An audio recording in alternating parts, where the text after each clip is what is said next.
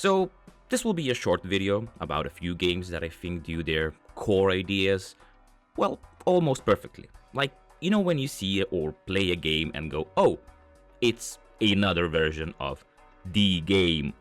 To me, that's extraction shooters or hero shooters.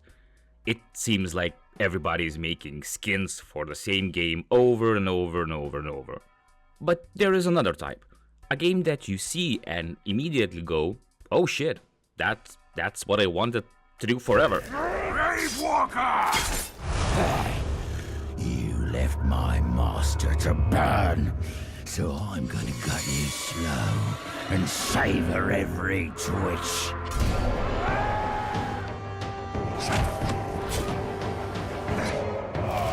Or while playing a game, you realize that you didn't know you needed the game, but now you really need the game.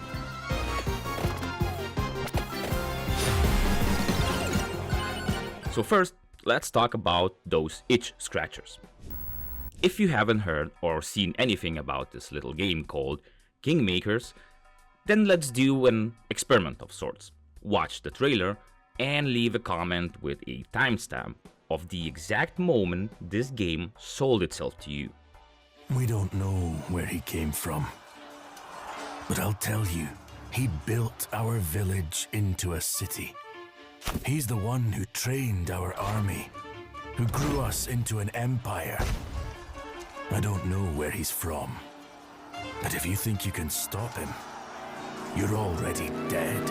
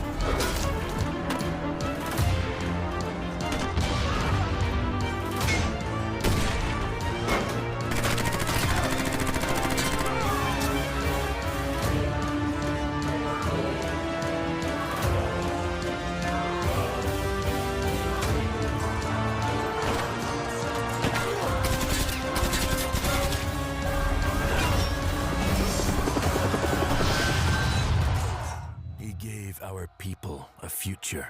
I hope he can save his own.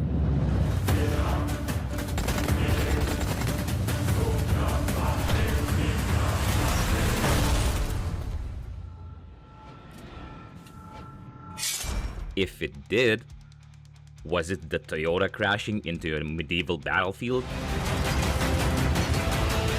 Was it the attack helicopter offering domination of the battlefield? Or was it the tank destroying castles? Oh wait, I didn't show you to...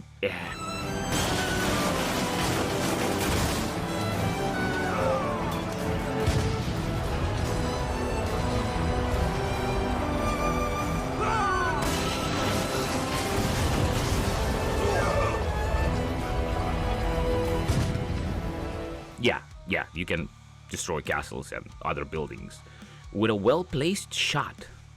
Is it the most realistic looking game? Hell no. But it looks so fucking fun. A thing that a lot of games actually keeps forgetting these days. We're the free gunner crew of the North Star. And together, we're going to make our mark on this galaxy.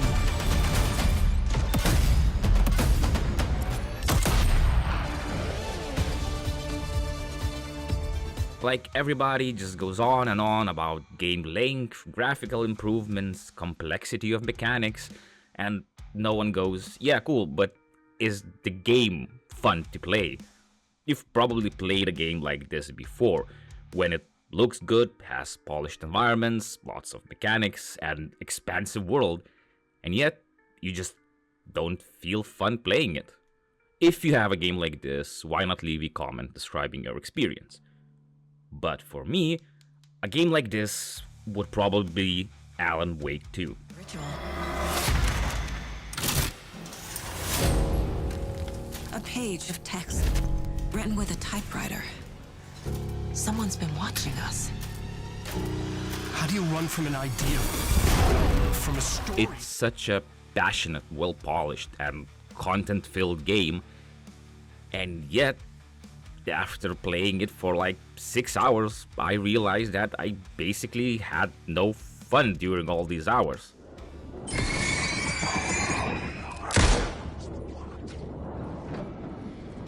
Sure, it looks great. The music, goddamn, the music in Alan Wake is another level.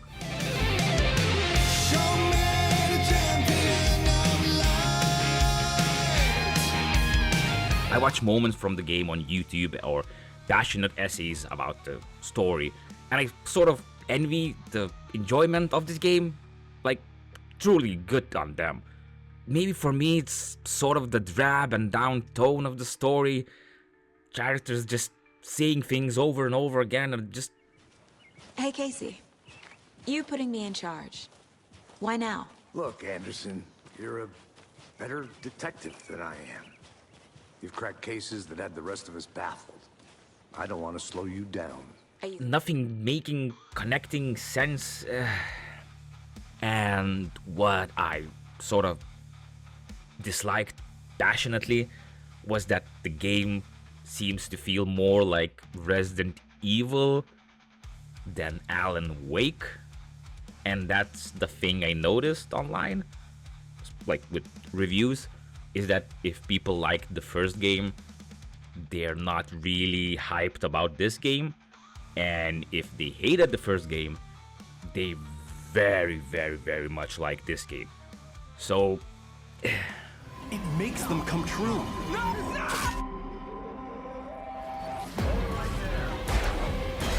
I was in the former, so the game just didn't gel for me. And when I'm trying to answer myself what was the main problem, it's probably because moment-to-moment gameplay was just unfun, uninteresting. This shit, man, just look at this shit.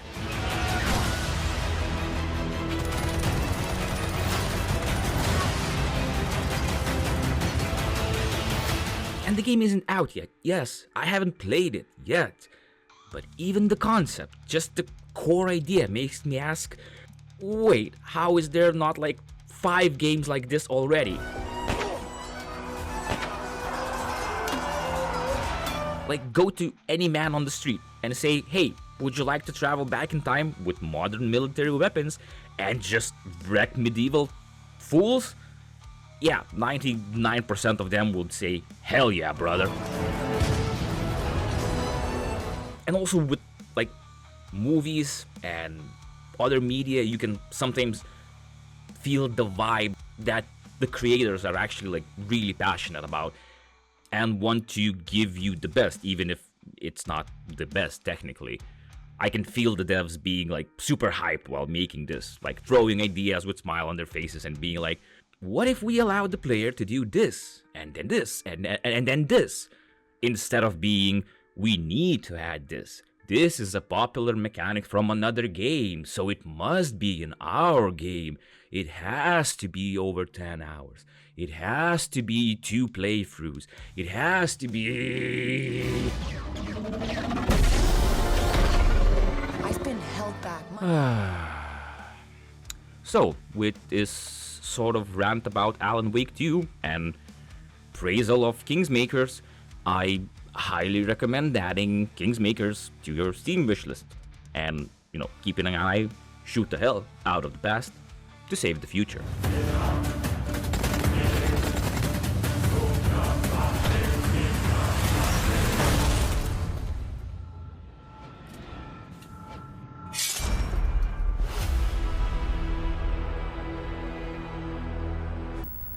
On the other side, I have 2 games for you that are out right now and cost just a little bit to enjoy.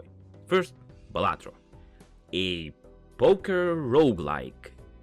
Yeah, you heard me right. A poker roguelike game. Let's say hello to Jimbo. He's just a joker. In any other game, he is left out the deck and has no value. But in Balatro, Jimbo and other jokers upgrade your poker hands, allowing you to create powerful card synergies. Which immediately should beg the question, how do you play poker with roguelite elements? Well, the game answers that immediately and is actually so well designed that it should be studied and taught, like to other devs. But let's take a look at it. First of all, the way the game looks and sounds, just listen to this opening screen and music.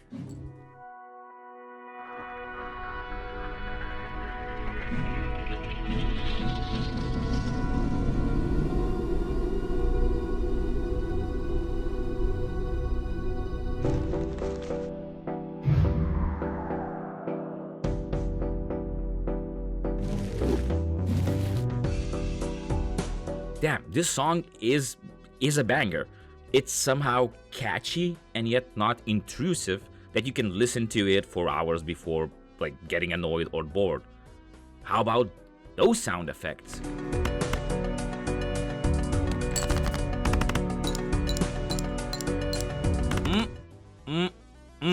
Just perfectly matches with the whole aesthetic. And talking about it, the CR screen effects, the colorful design for the cards, the whole weird style of jokers, it's such a pleasant game.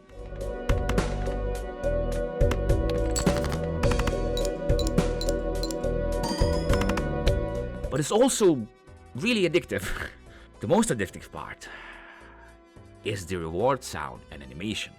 You see, if you have a hand that blasts past what is required to pass the bid, you'll get this.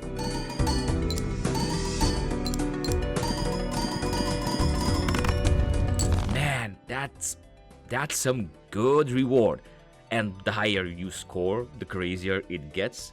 So it can lead to something like this.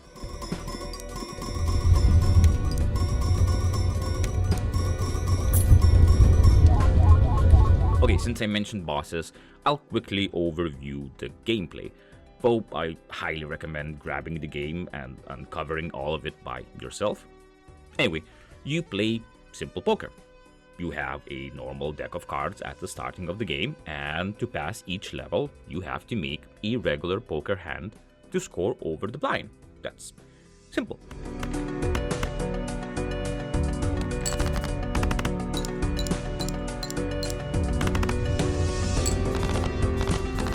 If you're rusty with your poker hands, there is info on how they are made and what they will score. So if you play a pair, you get a certain amount of score, just for playing the pair, plus the sum of cards value.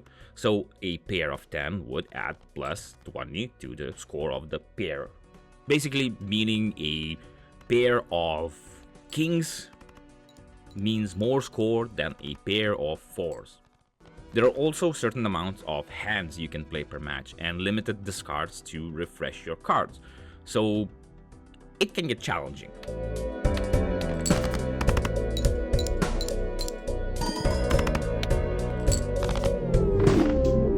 Though you don't play against opponents, like at all, just against the score itself. But boss blinds have certain modifications. You could call them enemies.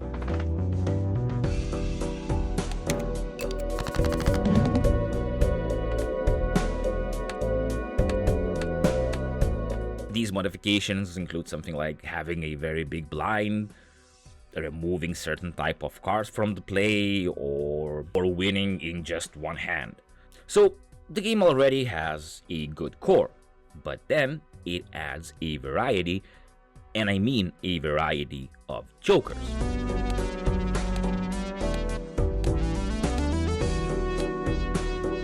These bad boys add crazy complexity to the game, scoring more if you use pairs, doubling your scores if all the cards left in your hand are a certain type, making cards like 4 and 10 score double. The list goes on and on and on. But we're not over, since jokers can have special effects on their own, like score multipliers, or even additional joker spots. leading to these types of setups.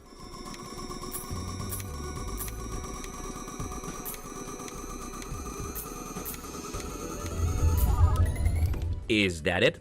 No, there are also planet cards that can make specific hands stronger, so you can upgrade your pair to do 100 times more damage than even a straight flush. There's also tarot cards that allow you to modify cards in your deck, destroying them, copying, or maybe gambling and turning all cards into the same type. Then you can buy packs with jokers, new cards or planets and tarot cards in them.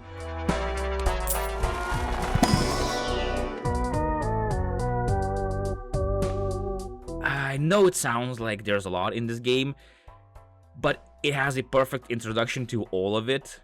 And even if there is a lot, you can go at your own pace. You know, there are no timers.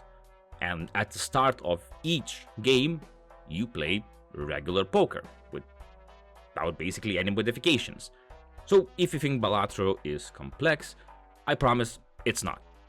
But to be fair, Balatro is not done. There are different types of decks which can slightly modify your runs, or if you skip blinds, yeah, you can skip blinds, you can get tags that also does effects.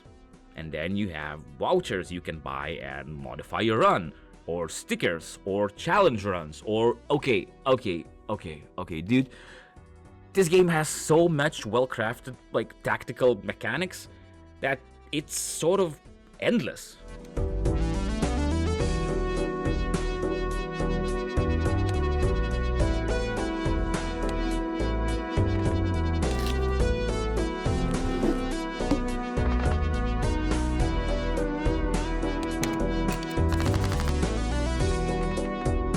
But the game is balanced so well that in every run, once you fail, you know that it was sort of your fault, either a bad strategy or just bad luck. You don't feel like you lost, more like achieve partial success. Another thing that the game does is just one more run feeling, simply because you can restart like this.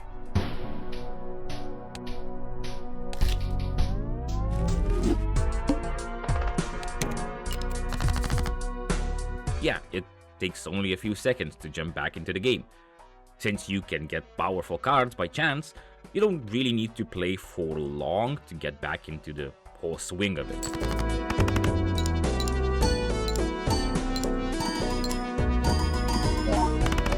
On top of that, there has been so many occurrences where I would be about to quit my run or game in general, and a crazy joker would appear that synergizes with a bunch of my cards, and now I'm back in the game, fully focused with completely different attack plan.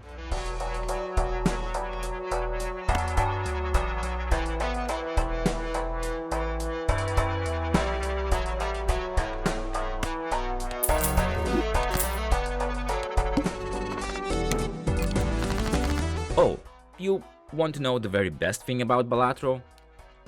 It was made by a single developer. Yep, a single guy created all of this. Man, I don't know what deal with the devil this guy has, but I would like to have some smidge of his talent. Either way, I highly recommend you play Balatro. It's cheap, well polished, super fun game with nearly endless replayability. Throw in cards with Witcher and other cool designs, and I think Balatro might just become your favorite non-story indie game.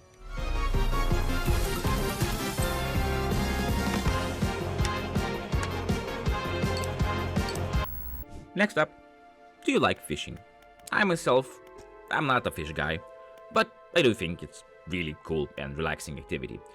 So how about a game where you can swim with little tiny ship through colorful looking islands and fish all sort of tasty fishes?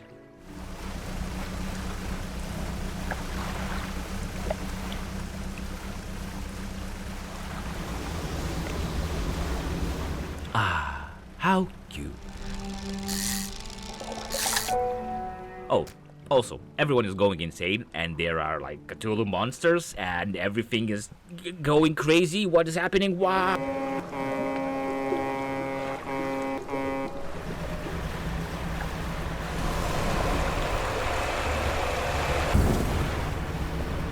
yeah, not so cute. Dredge is an interesting mix of fishing and upgrading your equipment while also trying to figure out what the hell is going on here, and of course, surviving. Don't let the cute style fool you. You can get taken down. Or worse, get your engine damaged and have to crawl your way back to the town while shitting your pants in the middle of the night.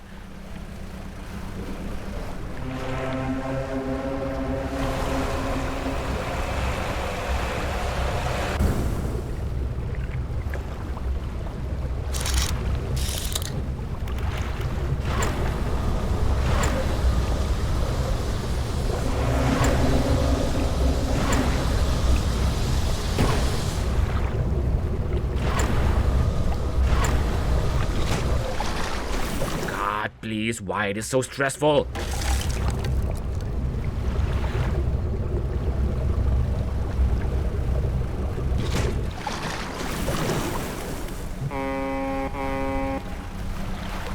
The music and the visuals does wonders here. Each main island feels distinct and has their own fishes and modifications. The game just looks so good. Not only swimming through waves during the day, but also slowly navigating rocks and mesmerizing glowing fish schools during the night. Like, the night is crazy.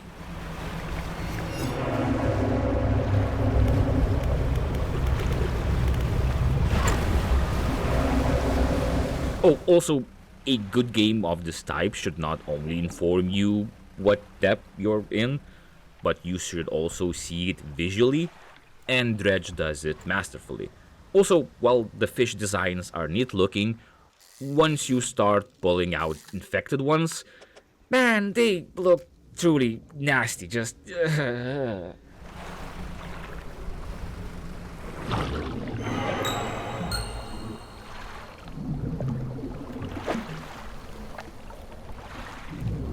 So each fish develop in different waters, and you can catch it during different times of day, which adds complexity. You get all of the info in this nifty little book. So you ensure that your ship has all the right fishing equipment for this type of fish, and you go to the location.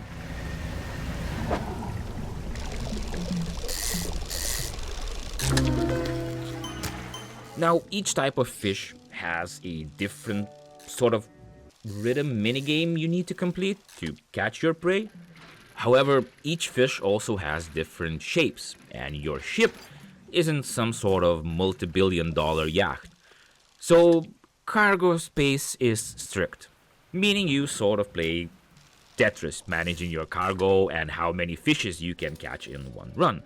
Because also, don't forget that your engines and rods and everything else also take your cargo space. So it might be better to build your ship for specific fishes to maximize how many you can catch, rather than building a ship for everything, but being low on space. I mean, at least that's what I did for a few times.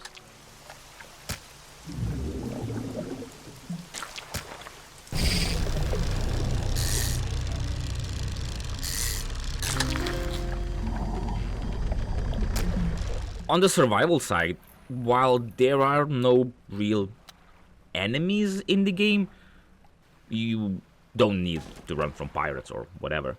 Your insanity greatly affects what you see, and well, if you choose not to sleep, you begin seeing something like Bad Mojo Jojo. Oh, that's Bad Mojo Jojo. Well, okay, there are certain parts of the game where you have to escape or navigate from something. The most stressful thing is actually navigating these rocks at night, because they appear at the last moment and your ship has sort of drifting. Tokyo Drift!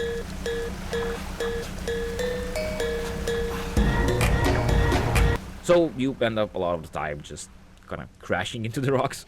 And if you crash into the rocks, your storage space gets damaged, and your prey, your fishes, can just fall down. But most of the side of the game is completing quests, delivering items, or upgrading the ship.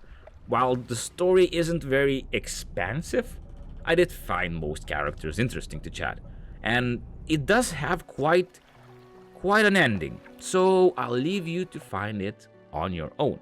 I highly recommend you give Dredge some of your fishing time.